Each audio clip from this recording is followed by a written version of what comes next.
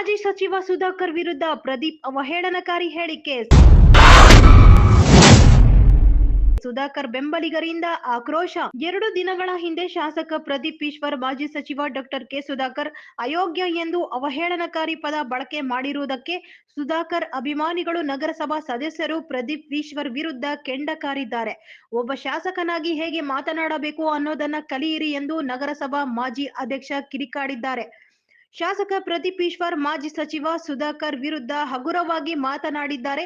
ಒಬ್ಬ ಶಾಸಕನಾಗಿ ಮತ್ತೊಬ್ಬರ ವಿರುದ್ಧ ಮಾತನಾಡುವಾಗ ಅಸಂಸದೀಯ ಪದಗಳನ್ನು ಬಳಸಿ ಅಯೋಗ್ಯ ಸುಧಾಕರ್ ಅಂತ ಸಂಬೋಧನೆ ಮಾಡಿದ್ದಾರೆ. ತಮ್ಮ ಮಾತಿನಲ್ಲಿ ಹಿಡಿತ ಇರಬೇಕು.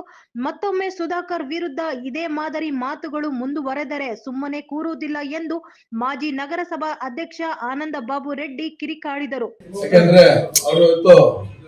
ಶಾಸಕರಾಗಿ ಶಾಸಕರ ಬೆಲೆ ಏನು ಅಂತ ತಿಳ್ಕೊಂಡಿರೋರು ನೋಡ್ತಾ ಇದ್ದಾರೆ. ಅವರು ಇವತ್ತು ಲೆಕ್ಚರರ್ ಆಗಿ ಟೀಚ್ ಮಾಡ್ತೀವಿ ಅಂತ ಹೇಳ್ತಾರೆ.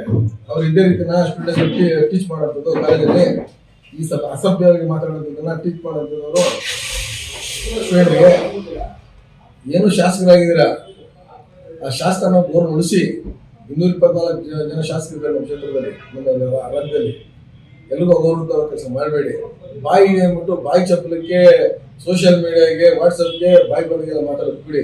ನಗರಾಭಿವೃದ್ಧಿ ಪ್ರಾಧಿಕಾರದ ಮಾಜಿ ಅಧ್ಯಕ್ಷ ಕೃಷ್ಣಮೂರ್ತಿ ಮಾತನಾಡಿ, ಪ್ರದೀಪ್ ಈಶ್ವರ್ ಯಾವಾಗಲೂ ಅಂಬೇಡ್ಕರ್ ಫೋಟೋ ಇಟ್ಕೊಂಡು ಅಂಬೇಡ್ಕರ್ರೇ ನನ್ನ ದೇವರು, ನಾನು ಯಾವಾಗಲೂ ದಲಿತ ಪರ ಅಂತಾನೆ. ಆದ್ರೆ MC ಸುಧಾಕರ್ ಕೃಷ್ಣ ಬೈರೇಗೌಡ CM ಆಗಬೇಕು ಅಂತ ಬಕೆಟ್ ಹಿಡಿತಾನೆ. ಯಾವತ್ತಾದ್ರೂ ದಲಿತರು CM ಆಗಬೇಕು ಅಂತ ಕೇಳಿದ್ದಾರಾ ಎಂದು ಪ್ರಶ್ನೆ ಮಾಡಿದರು. ಸುಮ್ಮನೆ ಏನೋ ಡೈಲಾಗ್ಗೆ ಒಡ್ಡಾಗಿ ಬಾಯಿ ಬಂದಂಗೆ ಹೇಳೋದಲ್ಲ. ಯಾಕಂದ್ರೆ ಒಬ್ಬ ಶಾಸಕ ಯಾವ ರೀತಿ ಮಾತಾಡ್ಬೇಕಂತ ಮೊದ್ಲು ಕಲ್ತ್ರೆ ಅದು ಒಳ್ಳೇದು. ಇನ್ನ ಏನು ಮಾನ್ಯ ನಮ್ಮ ಶಾಸಕರು ಮಾತೆತ್ತಿದ್ರೆ ಅಂಬೇಡ್ಕರ್ ಬಗ್ಗೆ ವಿಚಾರಗಳ ಬಗ್ಗೆ ಹೇಳ್ತಾರೆ. ನಿಜವಾಗ್ಲೂ ನಾನೊಂದು ಮಾತನ್ನು ಹೇಳ್ತೀನಿ.